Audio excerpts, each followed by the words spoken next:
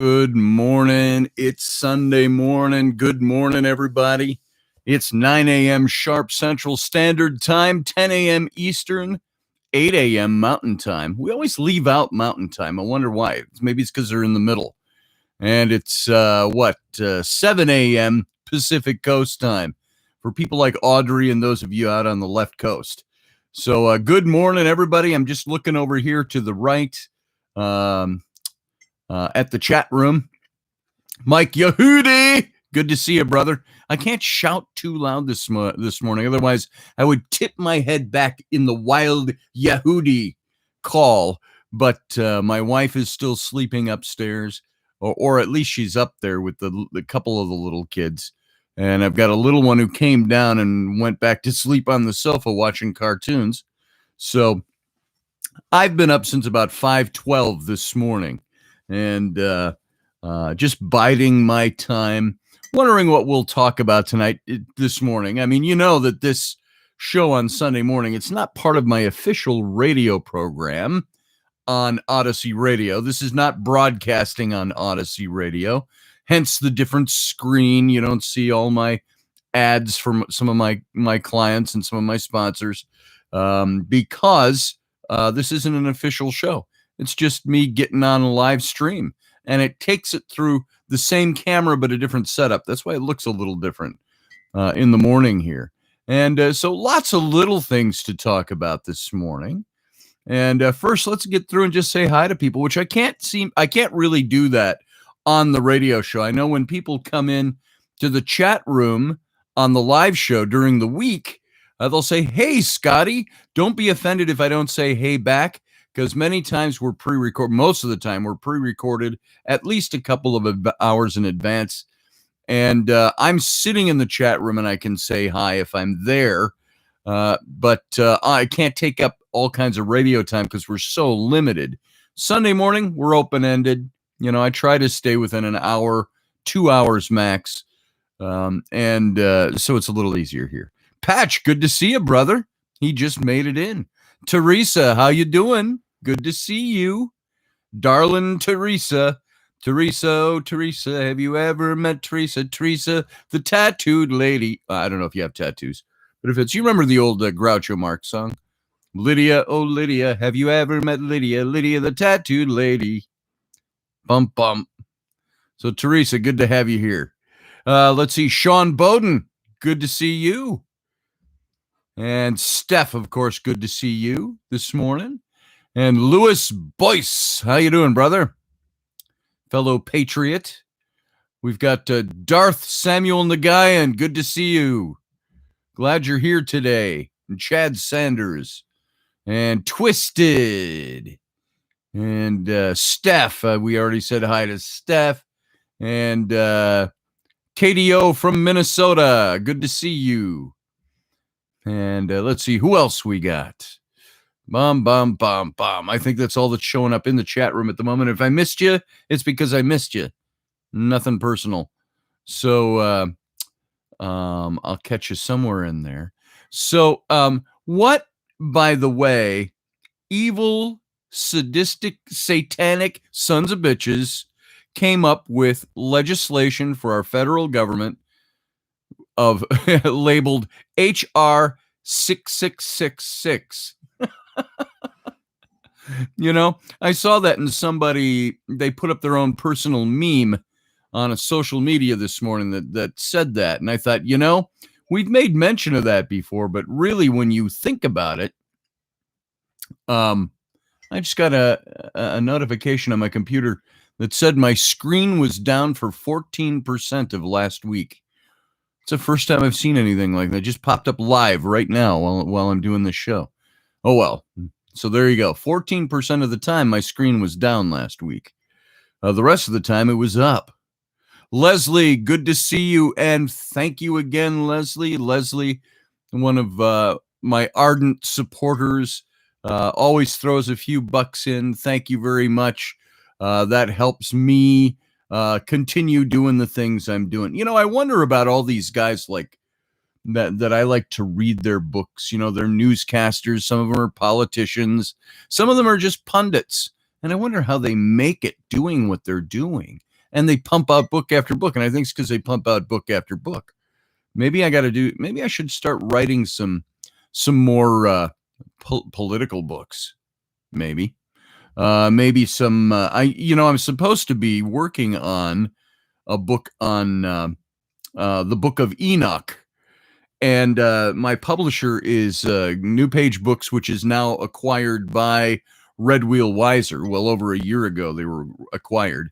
And they're patiently waiting for me to submit some work on that. And I have not had a chance to even touch it yet. And so I've got to go in and work on that. I've got my fictional book, the 10 Breaths of Ra, which is the working title. That might change eventually. It all depends on how it is when I get deep into the book. That's a fictional book for my agent. And I've had huge projects that have just usurped all my time. If I work on anything else, I feel guilty working on my own book. And, you got to keep dollars rolling into the coffers, keep the bills paid and the lights on and food on the table and a house over our head and a roof over our head and all that. So anyway, all that to say thank you, Leslie. All of you, and there's several of you who've added to the coffers a little bit, and I appreciate that. And I don't want this ever to sound like a talk of like, okay, we're going to pass the offering plate and you need to drop your money in to keep the Lord working in our ministry. That's not the tone I want that to take. I just want to say it's donations from you guys to my show that help me a little bit along the way to keep things afloat. And it helps me take some extra time for research. And I do appreciate that very much. So it's out there. Audrey, how you doing? Good to see you this morning. And Audrey, you were a missing element at Fort Snelling the other day, 2 days ago when we went out there, Rocky and Sarah and Rainey and I. The last time we went, Audrey was with us and got to experience that with us. Let me talk about that for just a couple of minutes. Those of you who also listen to the Situation Room, and if you're part of the group we have on Facebook for the Situation Room, you may have seen a little video that Rocky put up. If you have not seen it yet, go to the Situation Room, and I think he may also have it on Rocky Stucci Media, both over at the YouTube sites, the group sites. And take a look at that little video. Rocky found a nice, which I had not seen before, a nice little documentary that showed some CGI graphic animation of the way the fort would have looked in the 1860s, Fort Snelling, and looking up over the roof line and down onto the river flats below. And I think, Audrey, you're the only one here in the chat room who was there with us. So you know what that site looks like. They had the first concentration camp in the United States. It was a Native American concentration camp in 1862. And if you're up on the fort is at the convergence of the Mississippi and the Minnesota rivers. And so right on that fork, and the rivers flow south from there. There's the river flats down below. The fort's up on big bluffs that overhang the river. And it's right in really almost the downtown area of Minneapolis. It's within the city proper. And it's right by the international airport over there. That fort's been standing there since, I think, the 1810s to the 1820s was when it was first built. And so that fort's been there forever. It was kind of the big gateway military outpost, not even an outpost, a military installation, a big fort, before you really started heading out into the western wilderness in Minnesota, over into the Dakotas. And if you remember the movie Dances with Wolves, at the beginning of that movie, he stops at a fort. I don't think that's supposed to be Fort Snelling, but Fort Snelling was like that. It was one of the last big forts before you started hitting the Dakotas. And there were forts out there, Fort Robinson and things like that. But Fort Snelling was big all the way up into the Second World War. They were still training soldiers there. and still sending soldiers overseas from Fort Snelling. And so then they closed down the fort and they refurbished it. They do a lot of reenacting, a lot of 19th century reenacting there.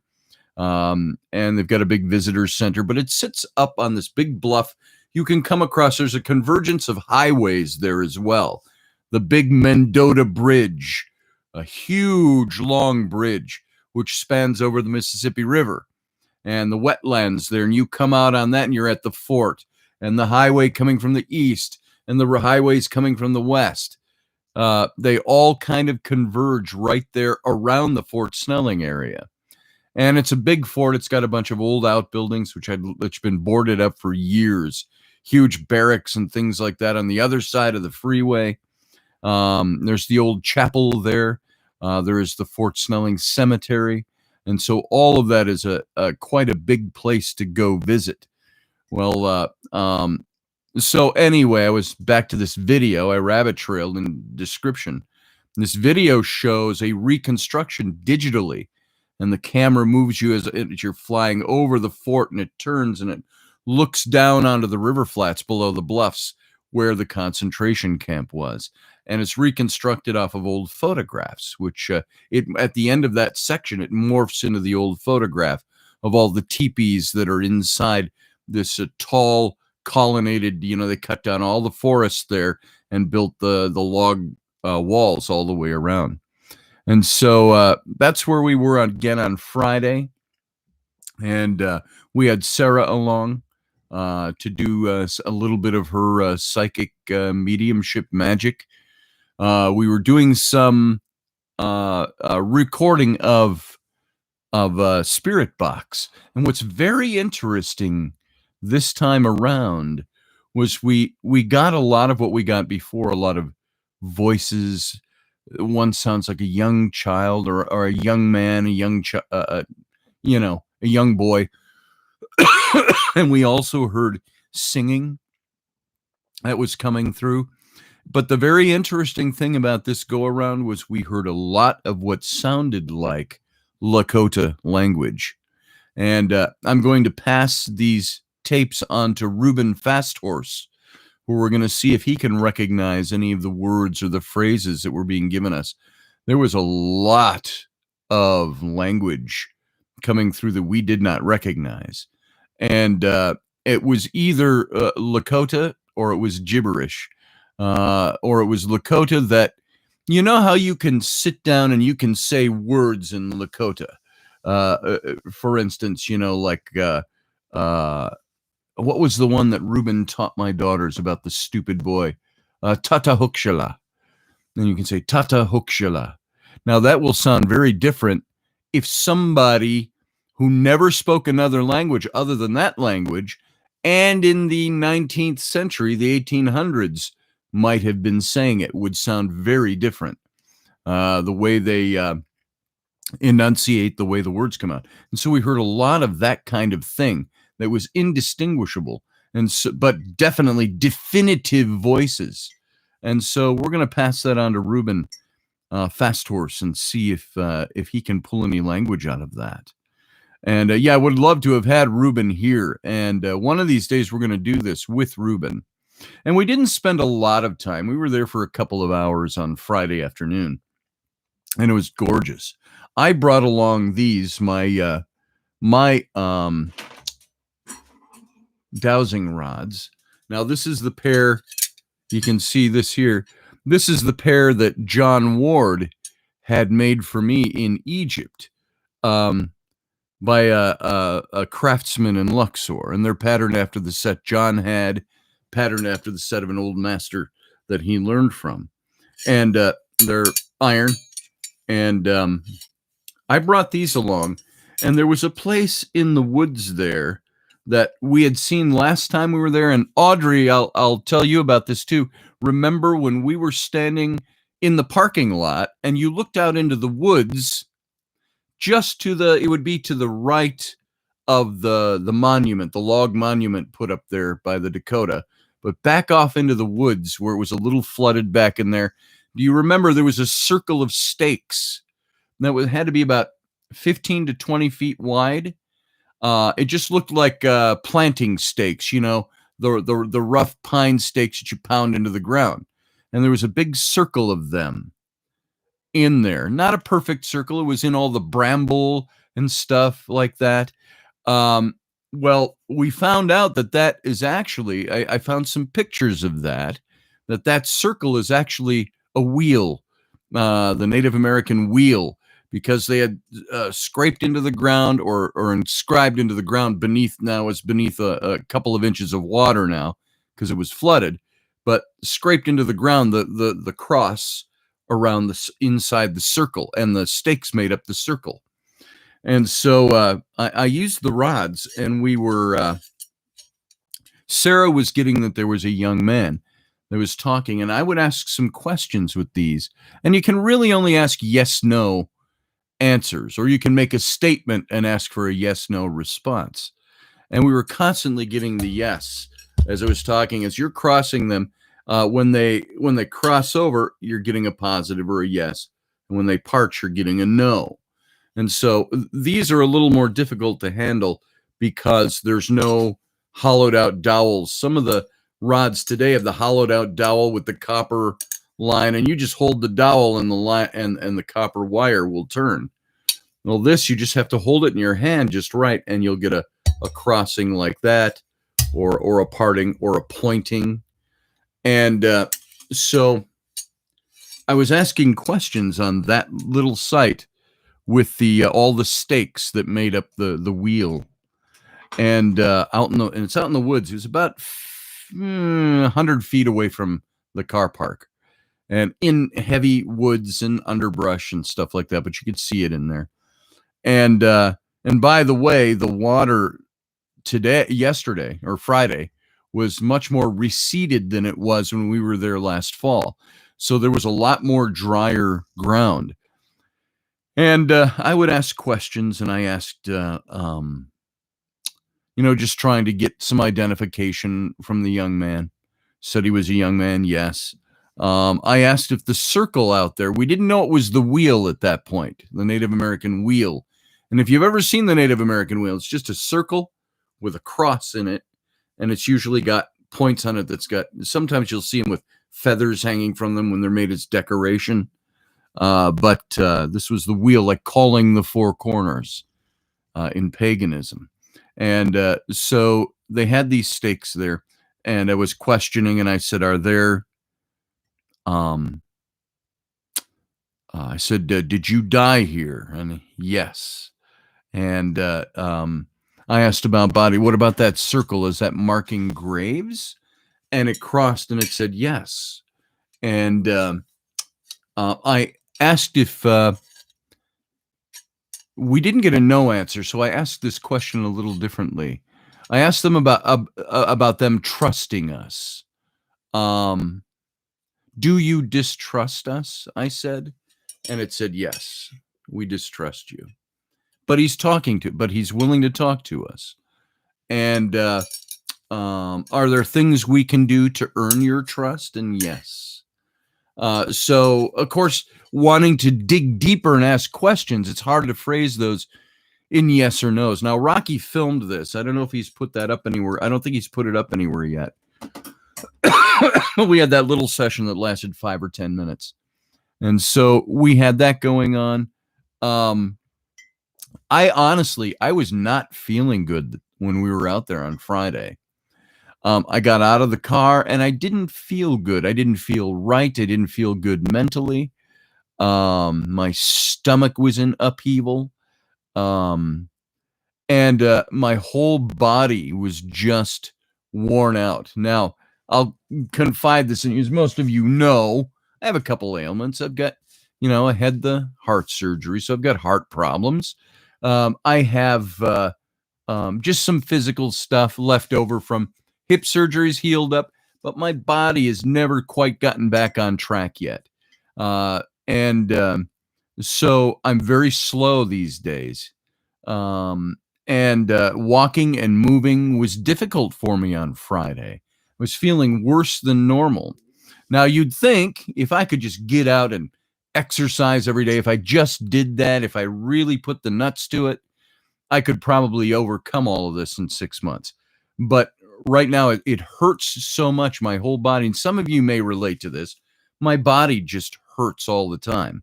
And so, getting out, half of my working out is when I go out to start working out, just to go walking, and my body just rebels. And I'll walk a block from the house and I'm done. It's my hips will hurt, my everything aches, and so I have this mental buildup against it as well. My mental thing is I'm afraid to start doing something that is working out for fear of the pain that follows it.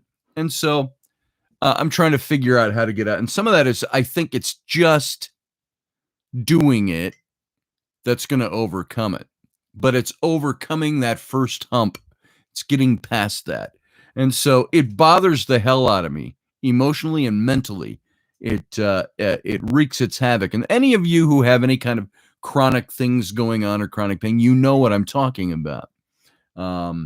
It's that sometimes, and sometimes it will get emotionally degrading. Now, I am not a person who is given to depression or anything like that. I'm not bipolar. I don't have those kinds. I've always been a very positive person. But there are times where through all this process, it gets in your mind that, well, that's it then. This is as good as it's going to get anymore. And you get that mode in your head and you sort of conquer yourself.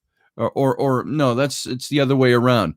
Not conquer yourself. You sort of talk yourself down.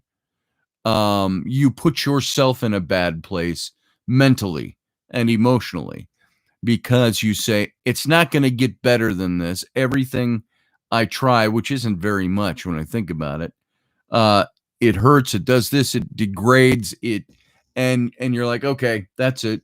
And there were times over the last couple of years where I thought my quality of life is zero.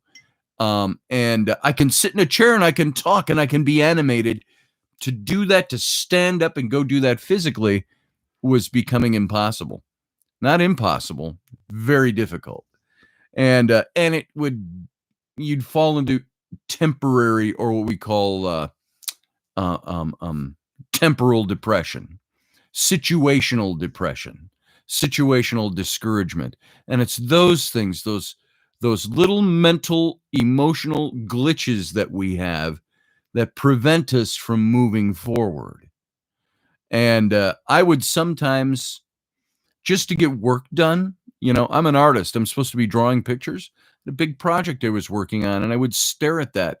Sometimes just sit at my desk and just stare at it and and couldn't get myself to pick up the pencil and start sketching, or doing a job, working outside, or doing something that involved moving my body physically.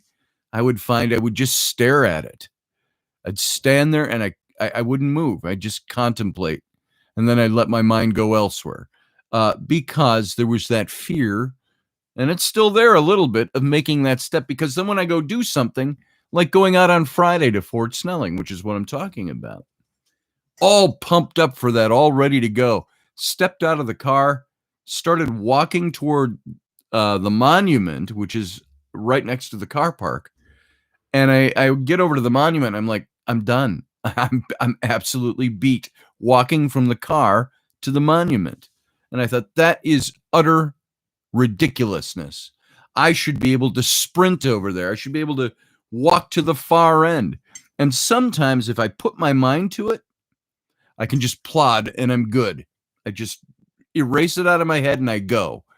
And other times, well, all that to say, I just lapsed into something, rabbit trailed again, like I do, talking about maybe things that plague us all.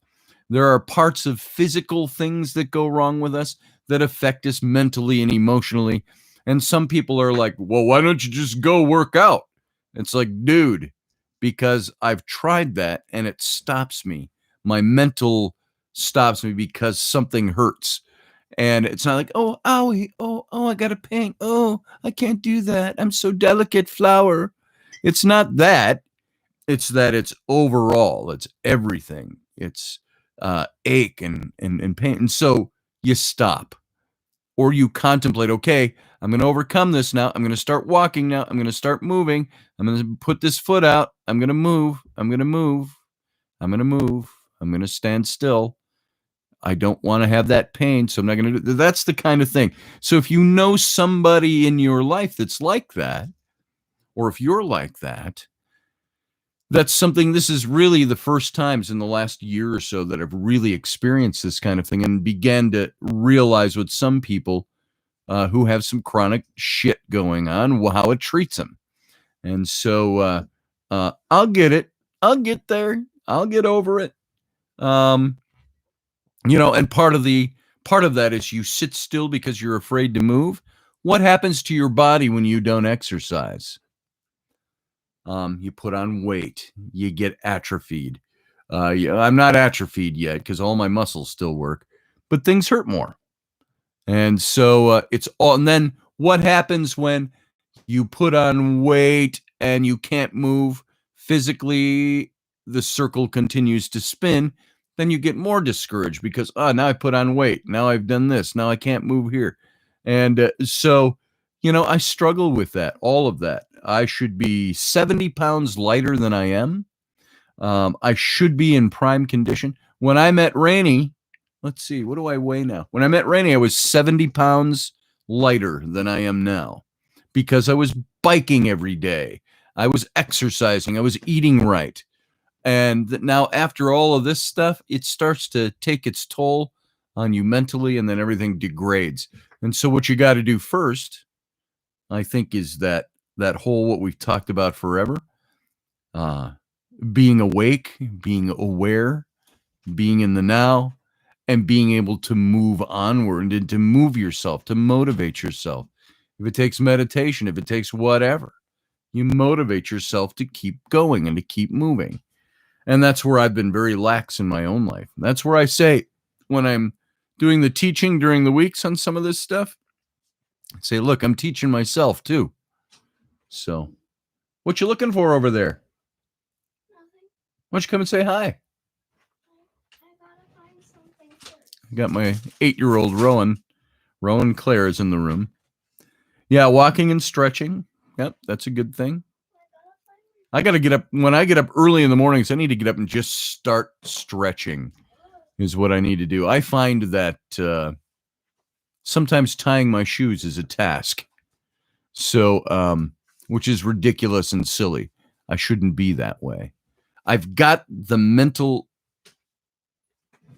acumen, the acularity, the wherewithal to be able to overcome anything mentally. You know what I mean? Mentally, emotionally. So anyway, there it is. So making me kind of sad about this today, Scott. I'm not trying to make you sad, Matt. It's just thank you for that, though, for that empathy. It's just, no, I was just describing when I was out there on Friday with Rocky and Sarah and Rainey, I just did not have, I felt down. I felt dark. I felt maybe some of that was the spiritual atmosphere, but whatever it was, my whole body affected everything as well. And so what you looking for? You're looking all over the place. My phone. Oh, it's not in here. It's not in here. Here's Rowan Claire. Say good morning. Pass the big microphone. I think it's out there somewhere, or Mom took it upstairs. I don't know where to look for it. All right. So, yeah, part of this too is I talk things out to the nth degree. I could just say, I was feeling a little down, my body hurts, and move on. I'd be done in 2 seconds. But as I paint pictures in life for a living, I paint pictures with my words too. That's always been a habit of mine. Where Rocky and everybody teases me for talking too much, at least I don't talk more than Professor Bauer. But I talk a lot because I've always been somebody who tries to paint a visual picture with my words. So if I went overboard there, and Mike Yehudi likes to lick the salt off of pretzels. I'm also saying too, yeah, Audrey, you're right. Tai Chi could be something. Oh, that's Korean or something like that. Or Thai. Maybe it's Thai. Tai Chi. I don't know. But as I mentioned, I was talking to Audrey the other day, and I said on Saturday, and I said, on the way out to Fort Snelling on Friday, Rainey and I, it was about noon, and we hadn't eaten yet. We dropped the kids off at Grandma, and we bought a bag of beef jerky and water. And because the beef jerky just looked good. I was hungry. You know how when you're hungry and you look at stuff, it's different than when you're not hungry and you look at stuff. That's why you go grocery shopping on a full stomach. But we bought a bag of, I ate like a half a bag. I'm not talking a big mondo bag. I'm talking like a Jack Links, because I didn't have any kick-ass jerky in the car. A bag of, you pay $10, $11 for, it says there's 10 helpings in that bag. 10 helpings, my ass. I could have eaten that whole bag at one time, but I ate half the bag on the way. Now, what I wasn't thinking, because I don't eat jerky that much, it's high in salt content. I'm, because of my heart, not supposed to eat a lot of salt. So I think that, and I think, maybe diabetic stuff and all of that linked in. When I got out of the car at Fort Snelling on Friday, I think I was feeling a little physically undone by my own hand, and that, and just feeling tired out. And so I got to tell you, here's a little anecdotal story that Rocky will make fun of on the radio on tomorrow, I'm sure. We're out there, we go all the way around, and we go through the woods and up the path, and we go over onto Pikes Island and start walking about a quarter mile down Pikes Island. And all of a sudden, my whole system, which was feeling shitty when we got there, it said, poop now. And I'm like, no. And I'm looking, there's no outhouses. And of course, the park's not closed, but all the facilities are closed out there. And there's nothing out on the island. So I figure there were enough people out using the paths and biking. There had to be about 50 people out there that we saw now in groups, all walking around the paths and stuff. And I thought, I can't just go into the woods and poop in the woods and use leaves to wipe myself. There's nowhere to go. Even though the woods are thick, I probably could have gone into a clump of trees and not have people tell that some guy's squatting down to poop in the woods, but I didn't do that. So I figured I got to walk all the way back around to, and Audrey, you know where it is, the big outhouse, the public outhouse that is over by the memorial and the car park. So I had to walk all the way back around. And that happened to me in the Hamptons too. And all because we leave the hotel room and I was fine. We get a mile away on foot and all of a sudden I got to poop. What's with that? So some of that I chalk up to having no gallbladder, and your system gets a little wonky sometimes. But so there I am. So I got to walk back all the way back over to the outhouse. I told them, you guys sit and do your thing. That's the film you saw with Rocky sitting with Sarah and Rainey was filming. I was gone trying to make it back to the outhouse. Now, have you ever been in those situations where it's like, I got to go. It's like, I can only imagine that it would be like needing to give birth and you're trying to hold it in. Wait, I got to walk a mile and a half before I let this baby drop. And so there I am. I'm walking back on these paths to get back there. And the problem was my whole body was in rebellion. It didn't want to walk right. I was walking horribly. I felt like I was gimpy on the right. And my chest hurt and everything. And I felt like I could sit down here, shit my pants, and fall asleep on the pavement. That's the way I felt. And so I couldn't even pick up the pace. And I got to walk. I'm walking slowly. And like, oh my God, what the ever loving F word. And so by the time I got all the way back around through the woods, I could see the brilliant light of the sun shining off the glistening roof of the outhouse. It was, and I looked at it, I remember saying, that's about 100 yards away. If I had a football a few years ago, I could have run that in about 8 seconds. Now, it's going to take me about 5 minutes or more to get over there. I'm just keeping my eye on it and trying to keep my head on other things. And so I missed a good half an hour. The walk back, the excursion into, oh, and thank God, and Audrey, that outhouse had been cleaned very well since the last time you saw it.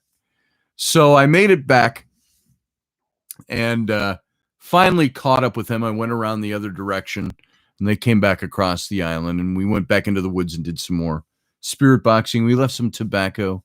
So I just thought I'd add that story. This is a little anecdotal, hopefully funny story because we've all been there. Me and my adult life, it's happened a couple of times, but it always gets publicized. So it seems like it happens a lot.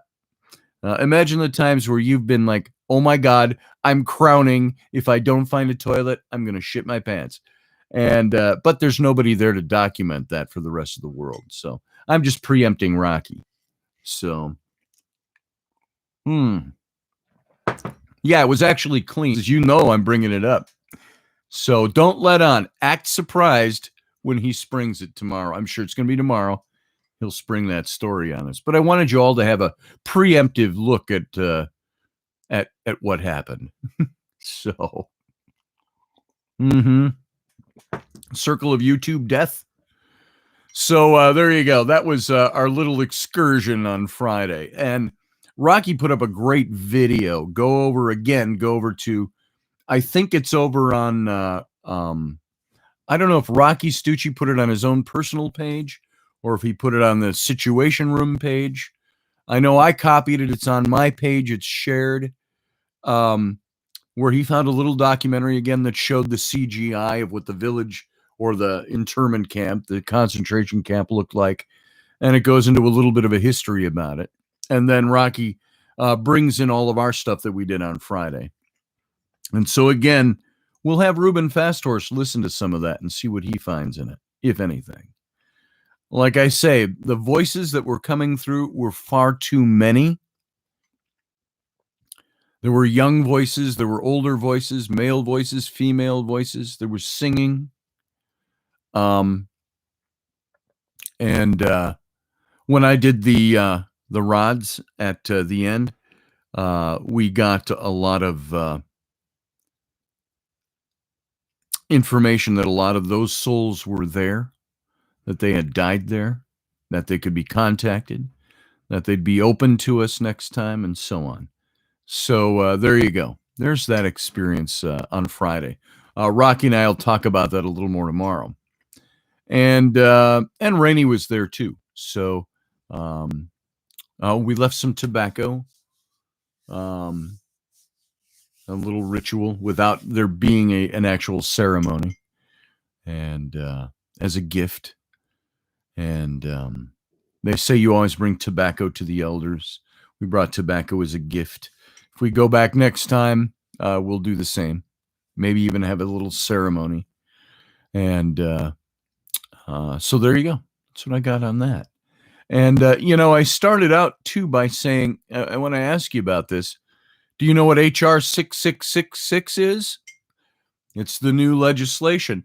And as somebody said, what evil satanic son of a bitch would name this legislation about tracking us personally as Americans?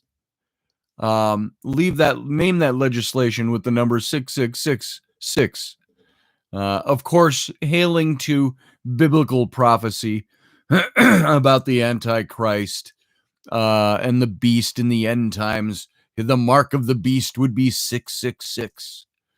And part of the prophecy, you would have to have the mark of the beast, the 666, in your hand or in your forehead or somewhere, the mark of the beast on your body. Otherwise, you would not be able to buy or sell commodities or food or anything. You would be tracked. And so in a biblical prophetic sense, like a Nostradamus type of weird prophecy, you wonder, is this something? Does this mean anything? And with all the public knowledge about 666 from the movies The Omen, the movie and the remake of The Omen, to biblical prophecy, to whatever exists out there, 666 is a well-known quantity when it comes to end times prophecy. So why on earth would they take a bill that has some of the same features of what the beast and the Antichrist are supposed to do to people in the end times and put it into the legislation? It just seems to me, I'd go, hey guys, let's make that 5555 instead of 6666. I think it's just very interesting. What do you think of that? Why would they have used that? Yeah, maybe it was 999. So when they do a handstand, they could read it properly. You have the secret 666. It's really 999. I had a friend of mine who was an exorcist that wore a shirt and it had a big 333 across it. And it said, I'm only half evil. So anyway, think about that. Why would they do that? Now you think, oh, it's because we're a secular government. We are not tapped into religion. But it would be almost like, I don't know, naming a bill, the infidel bill or something like that, or the infidel rocket or whatever. If you're lapsing into a religious speak from different religions, 666 has a distinct meaning. Well, there's a fourth six, so it doesn't mean the same thing. But do you know what the text of the HR 6666 says? In summary, it says this: to authorize the Secretary of Health and Human Services to award grants to eligible entities to conduct diagnostic testing for COVID-19 and related activities such as contact tracing through mobile health units and as necessary at individuals' residences and for other purposes. And it doesn't specify. And it's got all the people in the House of Representatives that are backing this. And it goes on to say, just so you know what it says, the short title is, the act may be cited as COVID-19 testing, reaching and contacting everyone, Trace Act. There's the short name. And Secretary of Health and Human Services, acting through the Director of the Centers for Disease Control, the CDC, and Prevention, may award grants to eligible entities to conduct diagnostic testing for COVID-19 to trace and monitor the contacts of infected individuals and to support the quarantine of such contacts through 1. Mobile health units, 2. As necessary, testing individuals and providing individuals with services related to testing and quarantine at their residences. B. Permissible use of funds. A grant recipient under this section may use the grants and the funds in support of the activities described in subsection A, which we already read, and now going on to hire, train, compensate, and pay the individual's expenses, to purchase personal protective equipment and other supplies. And as a priority, C, in selecting grant recipients under this section, they shall give priority to 1, applicants proposing to conduct activities funded under this section in hotspots and medically underserved communities. Underserved, I'm sorry, not undeserved. And 2, applicants that agree in hiring individuals to carry out activities funded under this section, to hire residents of the area community where the activities will primarily occur, with higher priority among applicants described in this paragraph, given based on percentage of individuals to be hired from such blah, blah, blah, blah, blah, blah.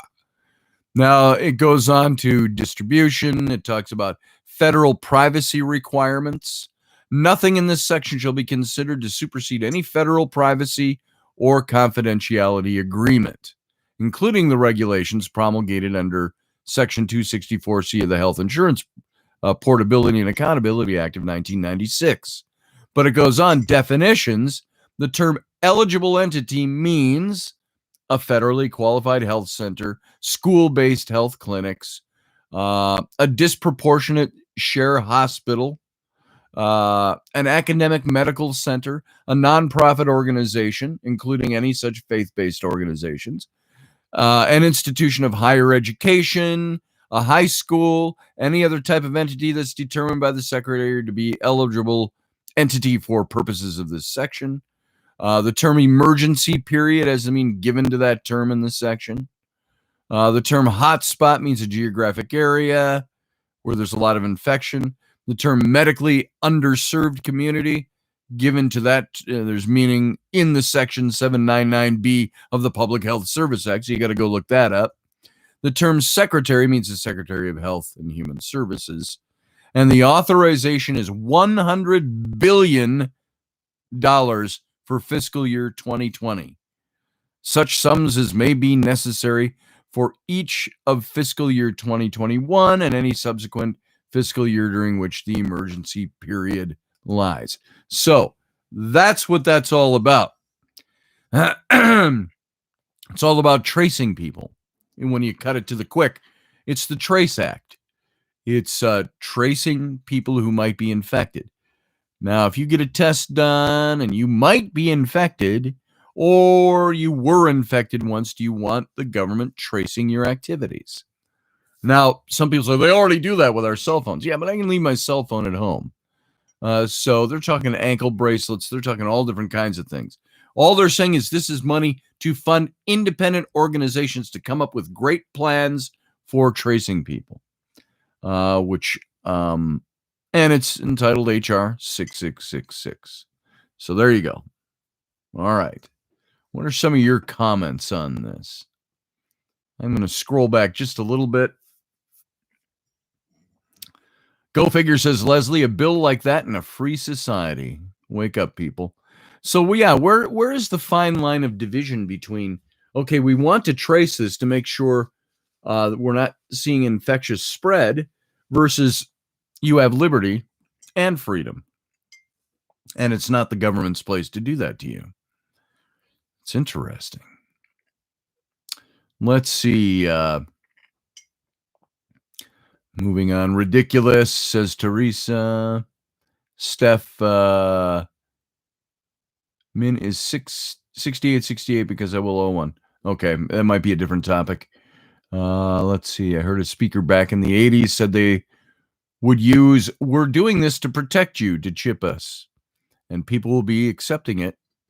Not this girl, says Leslie. And that's it. You know, it's all under, what was the famous quote of Ben Franklin? He said, if we sacrifice a little liberty to gain a little security, or was it safety was the word he used, we will end up with neither. And that's really it. So how do you trace this stuff? How do you stop a pandemic from spreading? I don't know. We have the technology to chip everyone and trace everyone. Are we already chipped and we don't know it? Because, you know, they can put this nanotechnology into inoculations. How many of you have had a vaccine? Have any of you ever had the flu virus vaccine? I have. I'll be at my doc's for something else. He goes, hey, you want to get a flu virus shot? Flu season's coming. I go, yeah, sure. Why not? I'm here. I'll take a flu virus. So there you go. It's out there, folks. On top of that, I want to promote a book, which I have not read yet because it's not out yet. You can pre-order it on Amazon. And it's Ben Shapiro. If you've heard Ben Shapiro speak, conservative, Jewish man, young man, and very good thinker. And he's got a new book coming out called How to Destroy America in 3 Easy Steps. And it says here in its description, a growing number of Americans want to tear down what it's taken us 250 years to build. And they'll start by canceling our shared history, our shared ideals, and our shared culture. Traditional areas of civic agreement are vanishing. We can't agree on what makes America special. We can't even agree that America is special anymore. You notice that? We're coming to the point that we can't even agree what the word America itself means. Disintegrationists say that we're stronger together, but their assault on America's history, philosophy, and culture will only tear us apart. Who are the disintegrationists? From Howard Zinn's A People's History of the United States to the New York Times 1619 Project, many modern analysts view American history through the lens of competing oppressions, a racist and a corrupt experiment from the very beginning. That's the way some people, that's all they see of America, a racist and corrupt experiment from the very beginning. They see American philosophy as a lie, beautiful words pasted over a thoroughly rotten system. They see America's culture of rights as a facade that merely reinforces traditional hierarchical views of power. So disintegrationists, their attacks on the values that build our nation are insidious because they replace each foundational belief, from the rights to free speech and self-defense to the importance of marriage and faith communities, with nothing more than an increased reliance on the government. This twisted disintegrationist vision replaces the traditional unionist understanding that all Americans are united in a shared striving toward the perfection of universal ideas. How to Destroy America in 3 Easy Steps by Ben Shapiro shows that to be a cohesive nation, we have to uphold foundational truths about ourselves, our history, and our reality itself, to be unionists instead of disintegrationists. And Ben Shapiro offers a vital warning that if we don't recover these shared truths, our future, our union, as a great country is threatened, threatened with destruction. So there's a good book for you. It's called How to Destroy America in 3 Easy Steps. Go on over to Amazon. Look up Ben Shapiro, How to Destroy America in 3 Easy Steps.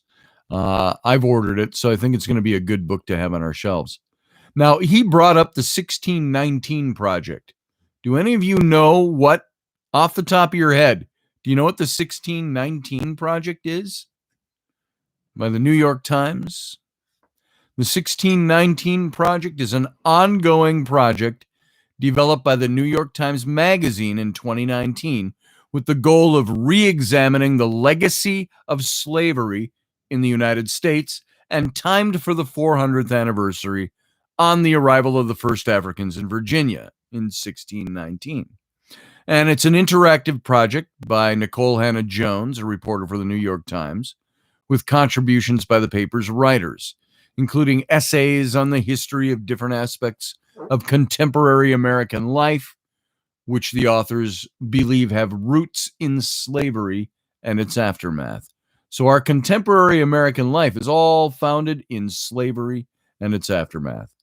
It also includes poems, short fiction, and a photo essay.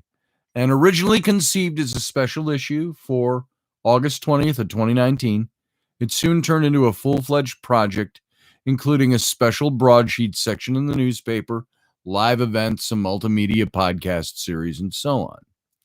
And so they're hailing back to the beginning of American slavery. Now, I see nothing at all wrong with a reminder that we had slavery in this country. But when you stop on that issue and say that is all we are all about, it's overlooking and you say we have institutional racism, it's really overlooking the facts of American history. The authors argue that the African American citizens who make up 13% of the United States population face institutional racism and a disproportionate amount of socioeconomic and political challenges in 2019 and now 2020. And you can go through and look up the history of this project, all their accompanying materials, and so on. But there's also critical response. And this is kind of where I'd fall into this. Knowing our history is one thing. Knowing our history from a skewed perspective is another.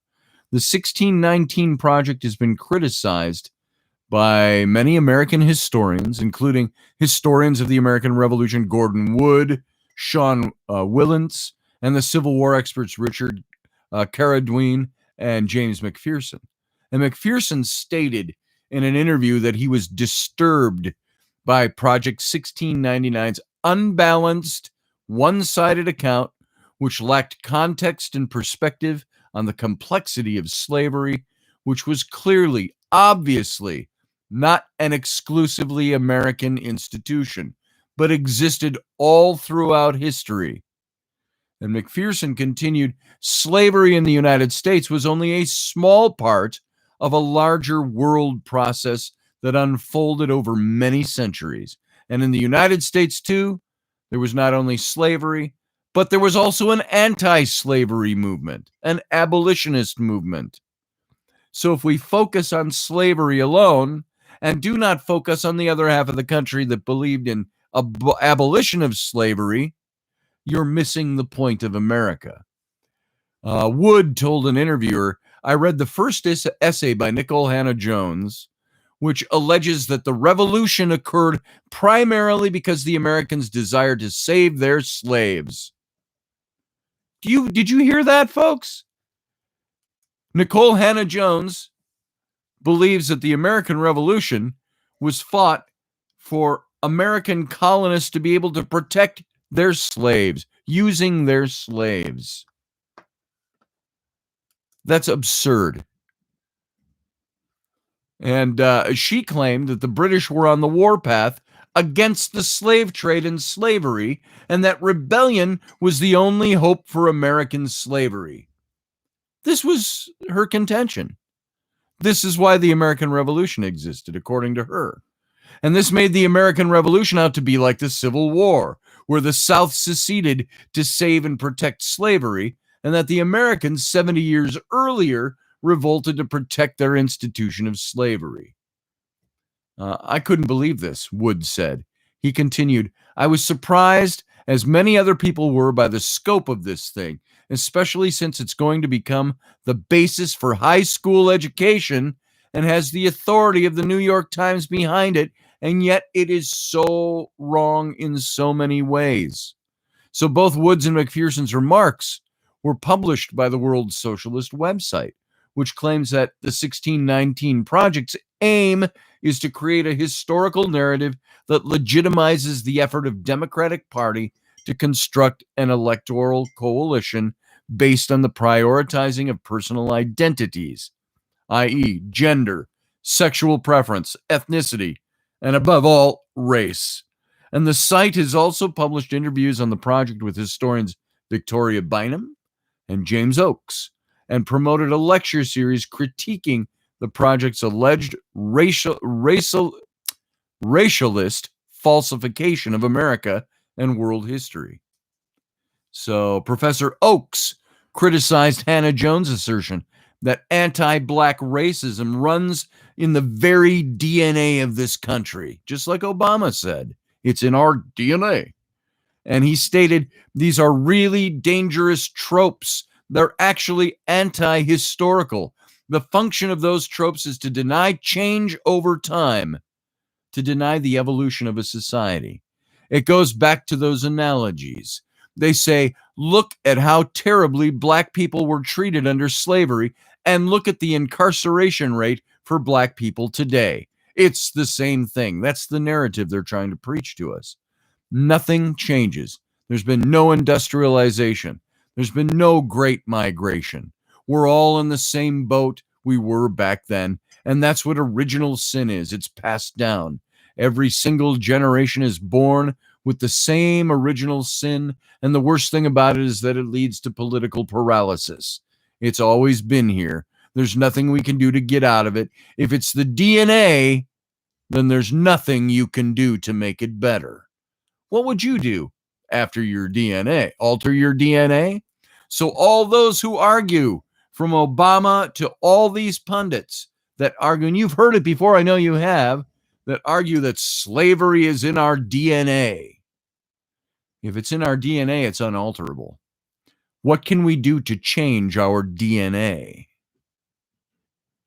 You can't. If it's hereditary and it's in our genes, you can't change it. But we have changed it. That's the thing. Societies advance. Culture moves forward. Historian Victoria Bynum, author of the historical book Look Behind the Film, The Free State of Jones. Have you seen that with Matthew McConaughey? Excellent movie. The Free State of Jones. She authored the book behind that movie. She's also been critical of the project. She said, regardless of how successful slaveholders were in inculcating the common people with racism, the idea that anyone that harbored racial prejudices was a priori historically responsible for slavery appears to be a rhetorical device aimed at rendering racism timeless and immutable. Historian Leslie Harris, who was consulted by the New York Times during development of the 1619 Project, spoke out about the misinformation used. She wrote in Politico that despite her warnings as to the historical inaccuracy of the idea that the 13 colonies went to war to protect slavery, that despite my advice, the Times published the incorrect statement about the American Revolution anyway. Don't we see this all the time, too? Don't we see stories being published without the real facts behind them to back them up? It was like Catherine Herridge's last Sunday, her interview with Attorney General Bill Barr. Remember where she said, who's going to write the history of this? What will history say about all of this? And he said, well, he kind of chuckled. He says, the victors write the history. So we'll have to wait and see. And they cut it off there when reporting about that. When in actuality, he went on to say, no, there has been no, and he answered her question directly. But CBS News released the truncated portion of that. Now, CBS, at least in good faith, came back and apologized for that. But this is what we see with this whole Project 1699. The project has also received criticism from conservatives. Former House Speaker Newt Gingrich criticized the project as brainwashing propaganda in a tweet, and he called it a lie in a subsequent media appearance. Senator Ted Cruz also equated it with propaganda. Conservative commentator Byron York, writing for the Washington Examiner, criticized the project as an attempt to reframe American history in accordance with the values of New York Times editors, as opposed or as part of an alleged ongoing campaign by the paper to shift the narrative of the Trump presidency from the Trump-Russia affair toward race. Because they failed at the Trump-Russia collusion thing, as we all know now with the 53 documents that were released. As we know, that was all fake. It was all phony. There was nothing to the Trump-Russia affair. They're now got to find another target, another thing to use, so they've shifted it to race. And the New York Times is behind this. Very anti-Trump newspaper. And this is not a pro-Trump statement I'm making, just saying this is a statement of fact. This is what's going on. This is what history will write. And they're trying to erase the Trump-Russia affair and move it into a race affair with Trump in the re-election year. Conservative pundit Eric Erickson also criticized the racial lenses deployed in revisiting history. President Donald Trump, Senator Cruz, Newt Gingrich have echoed the opinions expressed by the conservative commentators. And the August 18th, 2019 edition of the Washington Examiner said, the 1619 Project has been panned by critics as an attempt to reduce the entirety of American history to a lesson on slavery and race. On September 13th of 2019, Analysis in New York Magazine by Andrew Sullivan, formerly a contributor to the New York Times Magazine, critiqued the project as an important perspective that needed to be heard, but one presented in a biased way under the guise of objectivity. He declared this evidence the New York Times shift from impartial reporting to activism. And so, in response to criticisms, Hannah Jones has said that every part was deeply researched and also analyzed by fact checkers in consultation with a panel of historians verifying every argument. And so, which is a bunch of bull as in bull, shit as in shit. So, by the way, they originally said in this, and there was a correction here, on March 11th of 2020, Silverstein authored an update in the form of clarification of the New York Times website, correcting part of Hannah Jones's essay to state that protecting slavery was a primary motivation for some of the colonists, when the original version stated that it was the main motivation for all colonists. So there, you've learned something new today. According to Project 1699, created by the New York Times Magazine, that the American Revolution only took place because Britain was trying to squash American colonists' attempts to institutionalize slavery in the American colonies. So there you go. Yep, Durwood, yep, we're all racist and we're all hateful and we're all stupid. I'm not Southern, but you are, with that one difference. So, Shel Silverstein? I don't think it was Shel Silverstein. So, anyway, there's some interesting news in and about for you today. If you see Project 1699, don't look at it with your ears closed or your eyes shut. Look at it for what it is. It's trying to rewrite history in order to restructure the current power system in America. Try to win an election. And that's all it is. And people ask me all about all the COVID-19 stuff, all the wearing of masks, all the stuff that falls under the category of somebody trying to control your life, and how Donald Trump is such a failure at the COVID-19 and blah, blah, blah. They are trying to... I spoke with somebody who said, and I'll leave them nameless, that they work in in DC, and they've heard leftist Democrat legislators and pundits talking about how they are hoping that this pandemic destroys the U.S. economy, that's the outcome, so it will look bad for Donald Trump upon time for re-election. They're wanting to drag this pandemic out as far as they can toward election time, so there's no time to recover the economy, so that they can use that to be able to say the economy failed under Donald Trump. You don't think this stuff is real? That's not conspiracy theory. That's actually happening. And so all of this stuff is, and I don't care if you are pro-Trump or anti-Trump. If you know that there are elements in your government and an element that's behind the government, that is pushing this COVID-19 thing to continue keeping us all at home, continue keeping us from an economic recovery so it can be used to win an election, what's that tell you about your government? So there you go.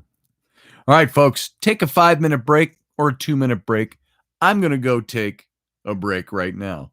We've been at this for a little over an hour, and guess what? I've had too much coffee, so I'll be right back. I'm going to go get another cup of coffee and talk amongst yourselves. I'll be back in a couple of minutes. Hang on.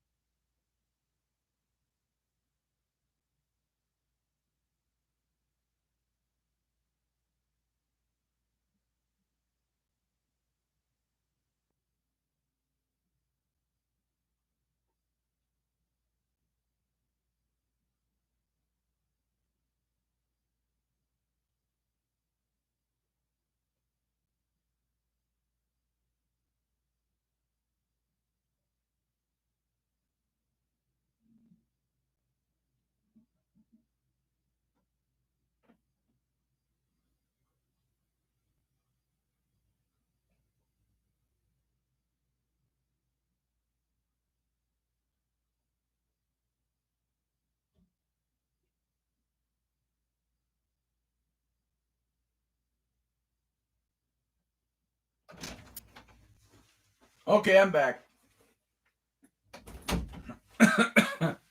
Coming around the mic. All right. Here we are. Sorry, there was no music, no commercials, no nothing. Just a little break. Now we're back at it. I think we're going to do some readings. I promised to do a reading for Steph. I think I just unplugged the light. I did. There you go. Theatrical lighting of sorts. Something that gives a little color, a little tint to the background. All right. First of all, little advertisement. Get your Intrepid magazine. Boy, that's like an old Freudian slip. Intrepid existed as a magazine back in 2010, 11, 12, and 13, up into 14 a little bit. And then I stopped publishing it. And then we started Intrepid Radio. So the Intrepid Radio mug is available now. You can go over to my Etsy page. There you see it. Boldly going was our original phrase for Intrepid. And then I've updated the rocket a bit. And yeah, you can see. And it prints very well on this. This is a little dark. And so I re-upped the artwork so it shows a little bit more of the starry background than appears on this one. This was a prototype. So there you go. That's available now over my Etsy page, as well as the Intrepid shirts, other Intrepid gear, and all the other t-shirts that I've designed for a lot of the show themes that we've done over the last year. So go on over there and get it. That's over at Etsy.com. Here, I'll type it in. It's I think it's http://www.etsy.com/shop/son of a patriot. Boom. There you go. I think you can click on that link and it'll get you right there. Let me find out. I think I typed it right. Open link, a new tab, and boom, there it is. So it's got some of the newer shirts that we've done and some revive.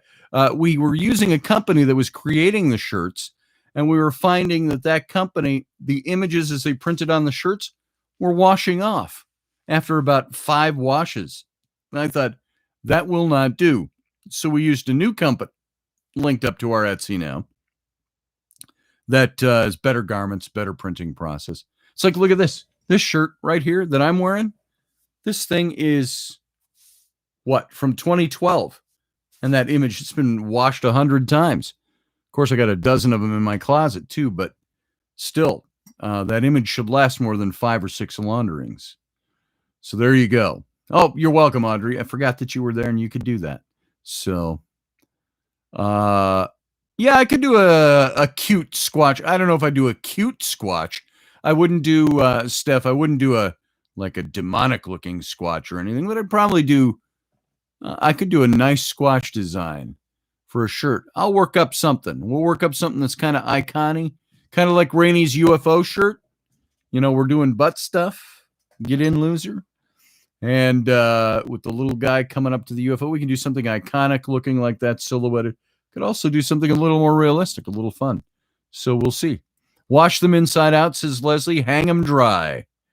And that will preserve the images. Now that's on the shirts we had from the one manufacturer.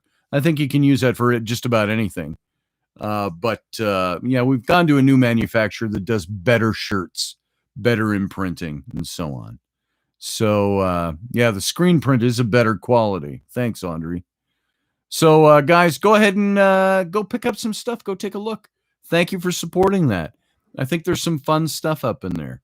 And I am really partial to the one on the King David series we did, where it shows from a top view David dragging the head of Goliath across the tile floor. And or more accurately, Elhanan the Bethlehemite probably dragging the head across the floor. That's a whole nother story right there. So it's a cold and rainy day here today. Not super cold. I mean, the last few days has been in the upper 70s. Now tomorrow, I think it's like in the low 60s here right now, but it's supposed to get into the 80s. and high humidity here. So it's going to start we're going to go from kind of the brief spring we've had into hot summer, into the 80s and high humidity. And I've always said about the Minnesota, Wisconsin area, everybody's like, oh, how can you live up there? It's so cold and snowy. That's only part of the year. The other part of the year, it's subtropical. It's like we can get up to 100 plus degrees here with really high humidities and dew points. And you could be growing, palm trees and tropical plants, except it gets cold in the winter and kills it all.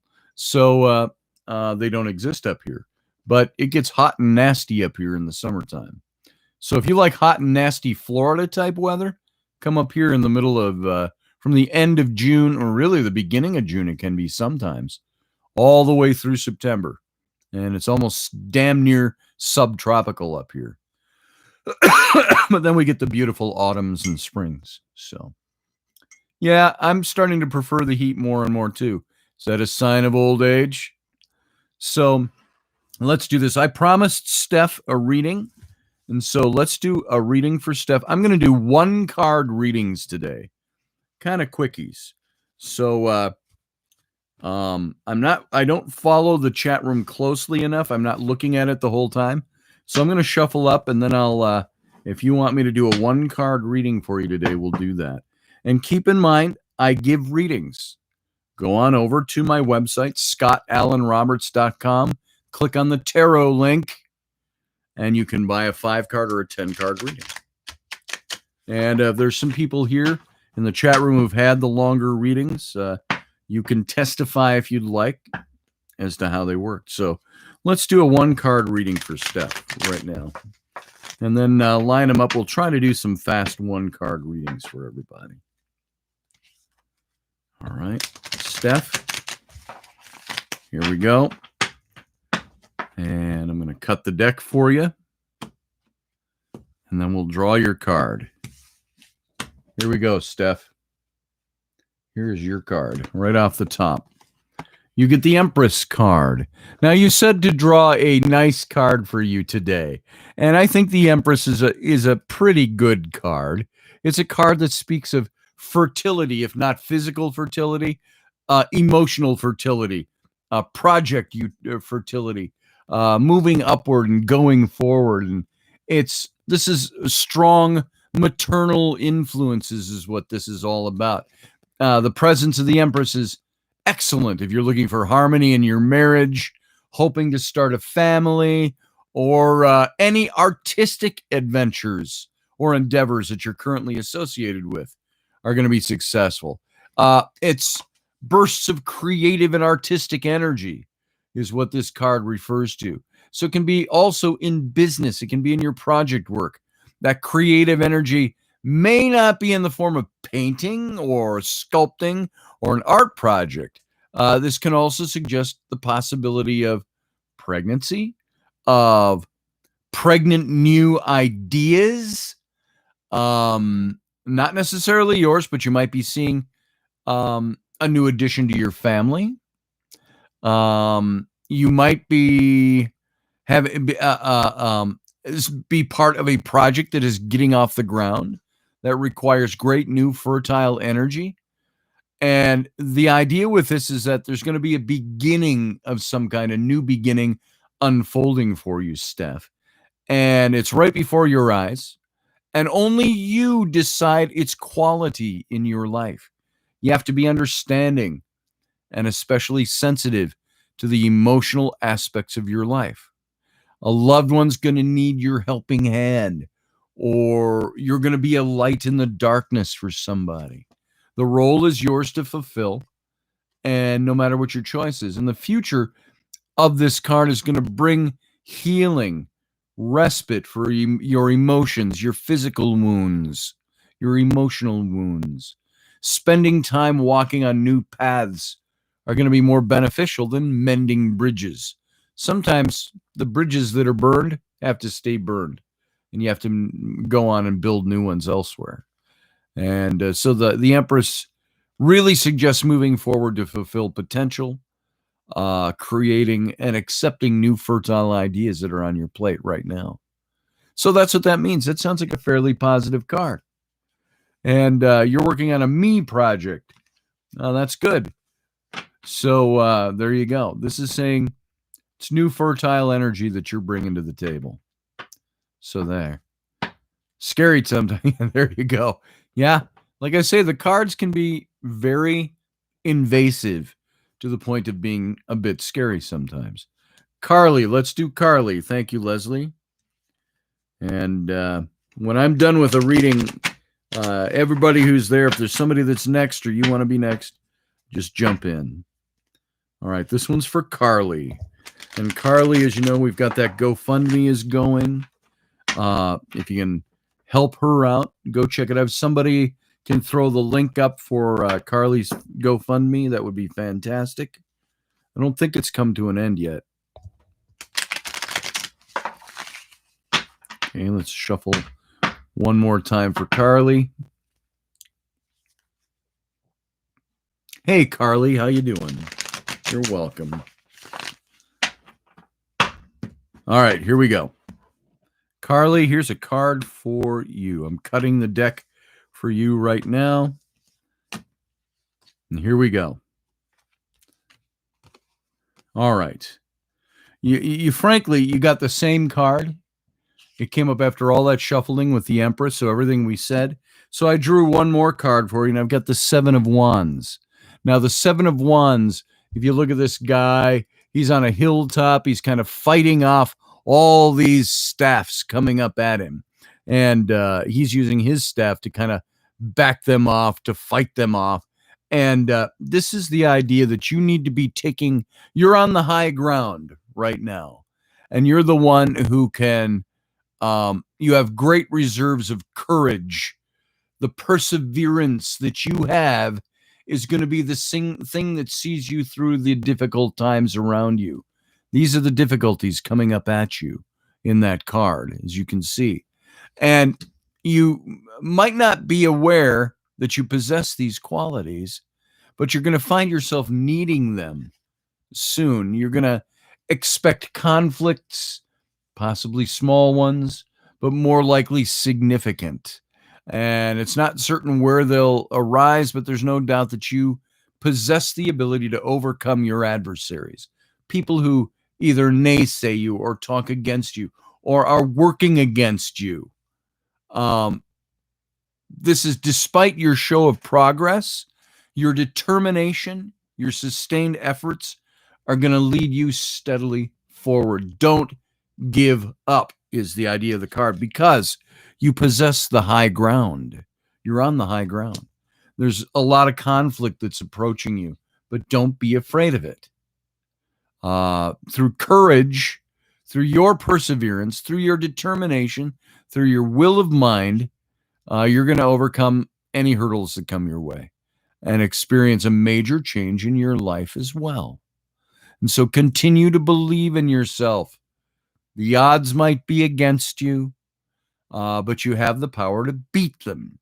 And so the courage to fight on and accept challenges are what really is going to lead you into your near future right now. And so the Seven of Wands really talks about long-term winning, long-term success, due to the strength it takes you to overcome the obstacles that are strewn in your path, and taking calculated risks, so to speak, using courage to stand up for yourself.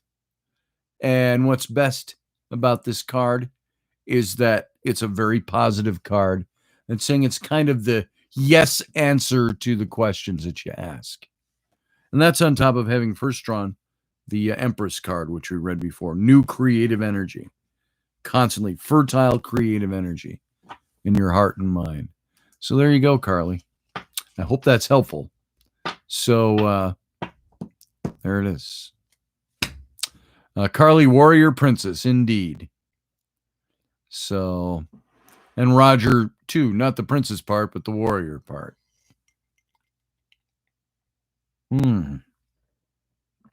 Inspirational, incredible card for me today. I hope so. I hope that helps. All right. Who else would like a one-card reading? Let's do a few of these. If anybody would like one. Let's see. Steph says, I'll send you a whatever. Okay.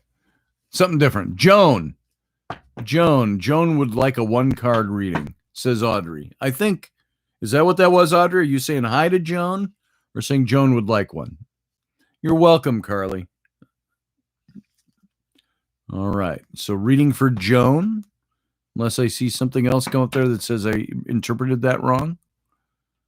Here in the meantime, while I find out about Joan, if she wanted a reading, I'll do one for Lucky and then for Durwood. That's Dwayne, right? So, and Joan LaFarve. Okay. All right. So everybody, somebody, Audrey or somebody, Leslie, keep track of those 3 for me, will you? So I don't get them out of my mind. Let me do Joan first, since she asked it way back. Joan LaFarve, this is for you. Lefavre. I'm not sure how you pronounce it. I'm using the Brett Favre pronunciation. So, Joan, this is for you. All right, let me cut this deck for you. Now, keep in mind, the messages don't come from me, from somewhere else. I'm just facilitating the message. I'm just reading the card. Here we go. Joan, this is for you today. You get the High Priestess card. Now, the High Priestess is the card that epitomizes the ultimate, the penultimate of intuition and knowledge. She is the one who uncovers the hidden meanings to things. And she is the one who finds the deeper meanings to life and all its questions. This card is identifying with you right now, and it suggests that you possess inherent good judgment. Listen to this, Kenny.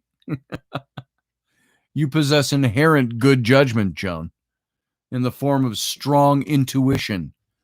It indicates that reason should take a second place to your instinct, meaning your instinct should come first. What sounds logical and reasonable maybe isn't always the best way to go. It's your intuition that's going to tell you what to do. She's an aide by nature, this High Priestess. And her presence could indicate someone close to you coming to your rescue with their own intuition, or it's your own intuition that you're bringing forward. And it's most effective at seeing what's hidden to the senses. So the High Priestess may also come as a warning of concealed facts or influences, something being kept from you or hidden from you. That could be very important for you. And so I've always seen the High Priestess card as one that's why she's holding all the books and the scrolls here. She's uncovering all the hidden knowledge to things. And where it says that you're using your higher senses instead of your senses of reason and logic, means that those become secondary and your intuition comes to the top. It's uncovering the things that are normally not plainly seen. In a very negative sense, this card has, when it comes up in a spread with other cards that can modify it, it has meant adultery and things like that. Now, I'm not charging anybody with anything here. That's the meaning of the card. The card is so uncovering the hidden things that in the very negative sense, as a by way of example, it can stand for uncovering adultery or an affair or somebody doing bad things behind your back. And this is uncovering the hidden knowledge. In the very positive, it's you simply using your insight and your intuition that's natural to you to uncover things. The undiscovered, the repressed creative abilities that you possess are demanding to be expressed. That's another way of looking at this. Finding a spiritual guide is going to help you realize your full potential, your psychic or artistic abilities. And in order to get what you desire, you're going to have to overcome your fear of committing to it. So there might be something on your plate that you've got to commit to, but you've been afraid to do that. This is saying use your insight, and committing to it is the right thing to do. And you're on a course to receive real reward of some kind. It's full of mystery. It's wisdom. It's understanding. It's a journey of self-discovery. And it goes hand in hand with the presence of this card. And so there you go. The High Priestess stands for things that are yet undiscovered in your life. And you have to trust the answer, even though at the moment it might seem a little unclear. You've got the ability, the intuition to know the right answers to things, to uncover things. So there you go. That's what I see, Joan, in that card. So you got some, when you draw the High Priestess card, I always see it as a positive. And I don't think this is a negative. Where it comes up in the negative is when there are other cards in a longer spread that modify it. So there you go. So Durwood, Lucky Stone, Jennifer, my yeoman, all want readings. Let's take them in that order. Durwood. So Joan, I hope that was interesting. All right, Durwood, let's read you. So we got Durwood, Lucky, and Jennifer. Durwood, here we go. I'm going to shuffle for you.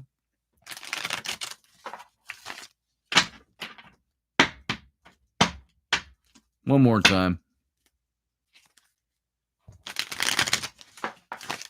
Okay. Durwood, if you were here, I'd have you cut the cards. I'm going to cut those for you. Let's do that, and that, and that. And here's your card. The Eight of Cups.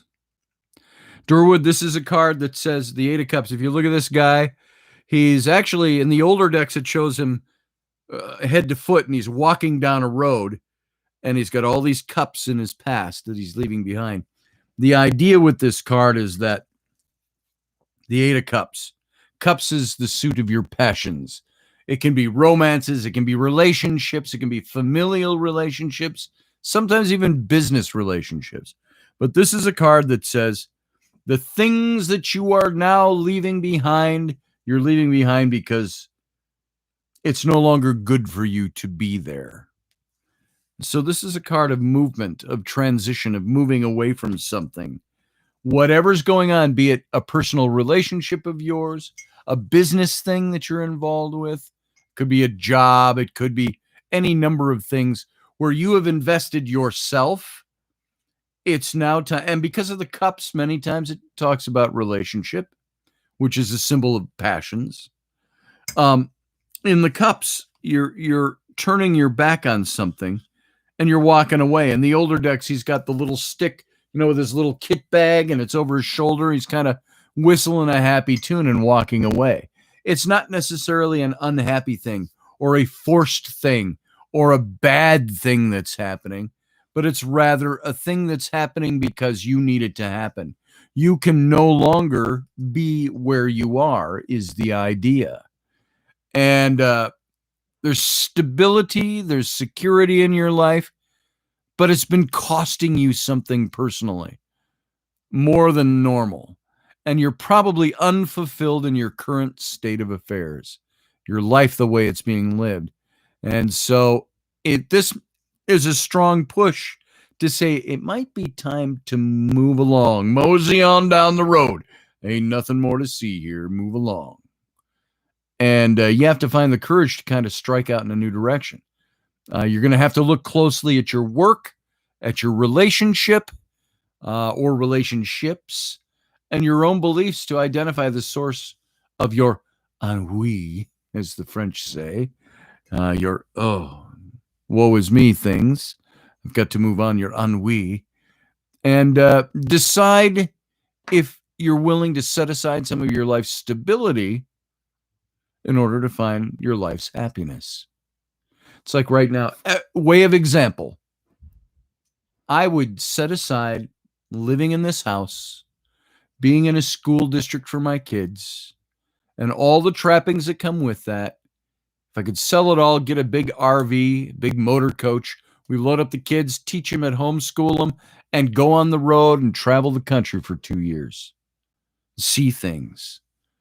See, that would be, now that's by way of illustration or example.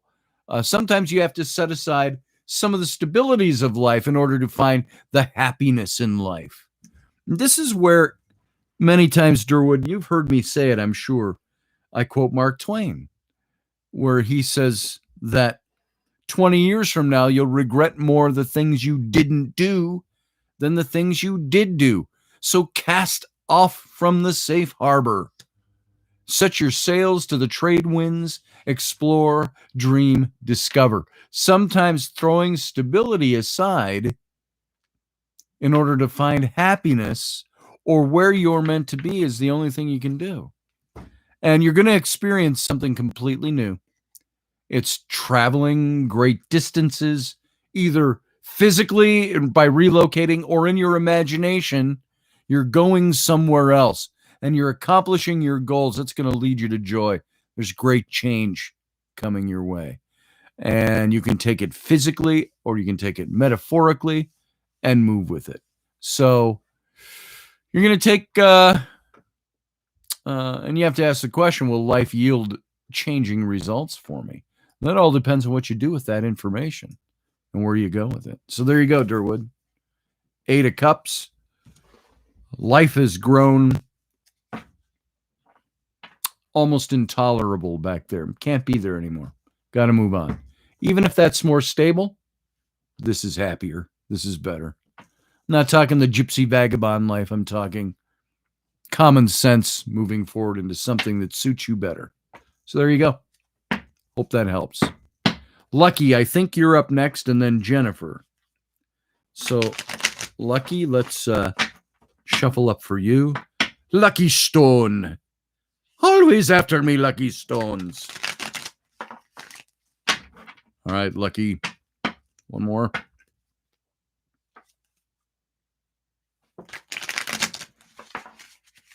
Whoop. Boy, I screwed that one up. I almost shot that whole deck out of my hands. I'm going to give it one more shuffle. There we go. All right, Lucky, I'm going to cut this deck for you. Go that way. Okay. That one kind of dropped off, so we're putting it on top. Here we go. Lucky, you have the 4 of Coins. This is your card. Now, Coins is the same as the Pentacles in the older decks. And coins represent your material well-being. It could be about your money, your finances, your investment into job and efforts to make your life go, in other words. And so the 4 of Coins is something that represents this all by itself is a raw singular card. It talks about inheritance, about a gift that you're getting. It could be something that you're inheriting from someone else, or it's because of your own business acumen that you're on a path that's leading toward financial and material security. And this is going to be a real pleasant chapter of your life. And your emotional and spiritual needs are satisfied is the idea.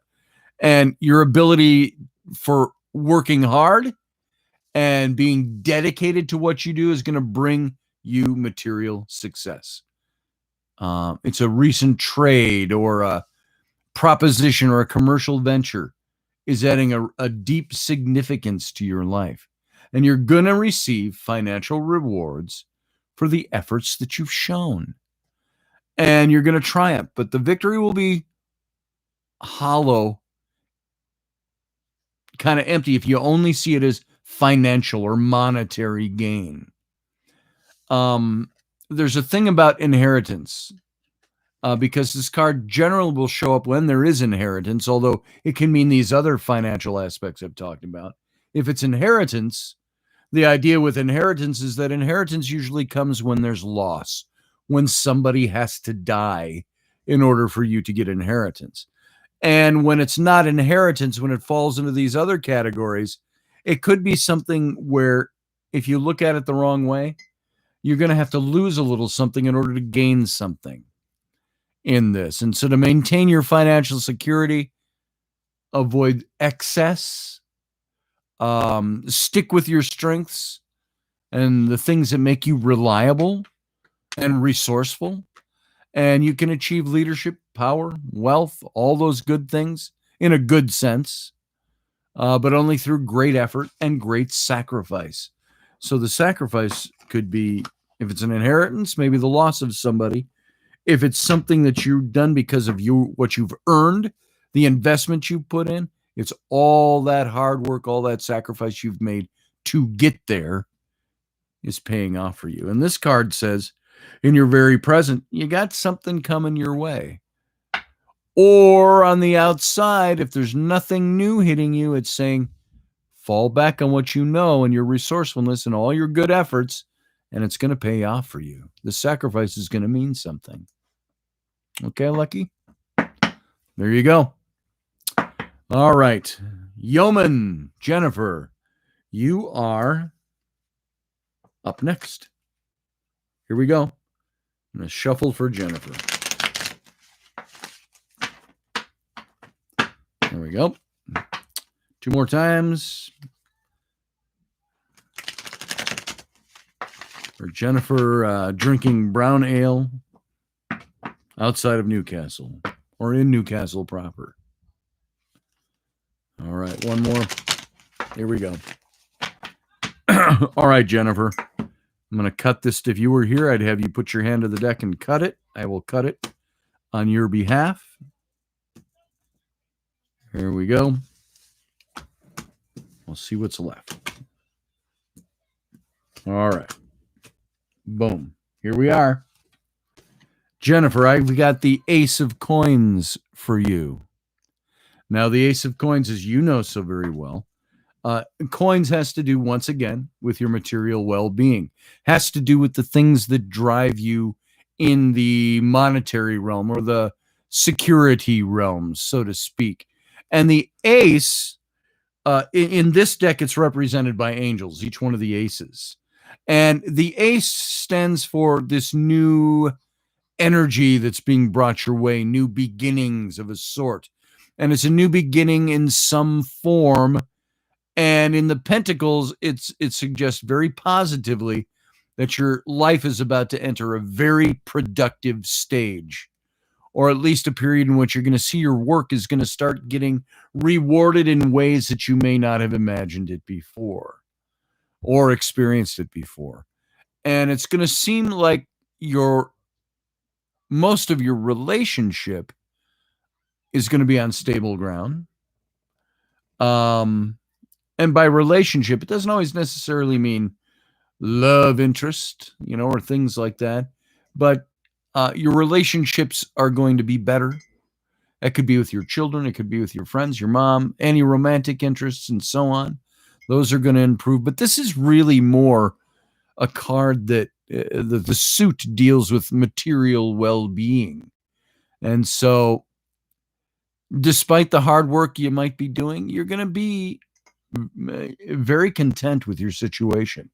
And when I say despite the hard work, it means hard work is sometimes grueling. It leaves us exhausted. And we're just done. We're baked at the end of the day. And yet this is saying, despite that, this is a good period for you. It's very productive. Your time's been well spent. You're going to achieve the ends that you're seeking with this. And the projects are beginning to pay off for you. And so reassuring news is going to come. That's the support of the people who love and care about you. It's going to help you realize that you're on the appropriate path that helps you receive the recognition and the material rewards you deserve. And you're destined for a major gain. Whether it's financial or emotional or personal, there's spiritual blessings awaiting you there. And I got to tell you, Jennifer, there's nothing wrong with wanting financial gain, especially out of the things you invest yourself in. You know how we keep a roof over our heads and food on the table? Financial gain. You know how we pay our bills? Financial gain. You know how we get those extras in life? Financial gain. So there's nothing wrong with experiencing financial gain. And it says that the angel that's in this card right here, that angel is one that stands in front of an open door. And it's like she's opened the door and said, there it is. I can't drag you through or push you through. The open doors for yours to take. Move through it. And so that's where you're standing right now. The more you do of what you're doing, the more you are going to experience financial gain or experiencing gain in your life in general. And it's going to be good for you. So there you go. Hope that's helpful. We can talk more about that if you'd like. So there we go. You know what? It's 10:48. I hear my whole family laughing and playing out in the other room. Everybody's up. Everybody's dressed and in their right mind. So I think I'm going to go join them. So let's see. Steph says, so a sugar daddy is good. Scotty says, so financial gain is good. There you go, Steph. If that's the way you interpreted that. Yep. And so, all right, guys. I want to thank you for being here. Thank you for being part of this morning. We'll be back tomorrow at 9 p.m. Central Standard Time. That's 10 p.m. Eastern, 7 p.m. Left Coast Time. And for the Intrepid Radio program. That's my program. And I'll be back tomorrow with Rocky Stucci with the Situation Room. And I believe tomorrow his schedule has normalized. And I think we're doing the 7 o'clock in the evening live slot with Rocky. So watch for that, 7 p.m. Central Standard Time, 8 p.m. Out east. And if that's any different, I'm sure Rocky will let you know. So looking forward to seeing you all tomorrow. Have a great Sunday. It's now 11 o'clock, just about 11 o'clock here, noon out east, 9 a.m. out west. And so you've got a whole day ahead of you. Use it wisely. Have a good day. And we'll see you again tomorrow. Thank you from the bottom of my heart. You don't know how much it means to me that you join me here. And I appreciate you all. So have a good day. Talk to you tomorrow. Sayonara. Ciao.